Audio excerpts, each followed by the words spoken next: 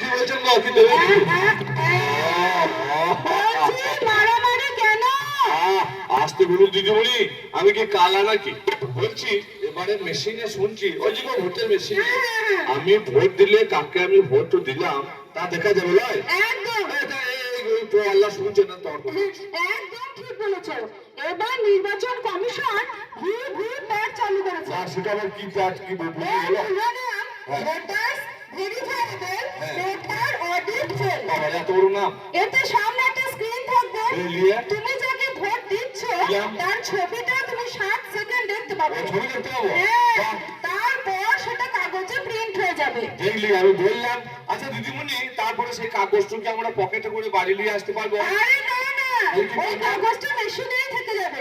তুমি যাকে ভোট দিচ্ছ তার ভোটটা ঠিকঠাক পড়লো কিনা তা নিশ্চিত করার জন্য তো এই ব্যবস্থা।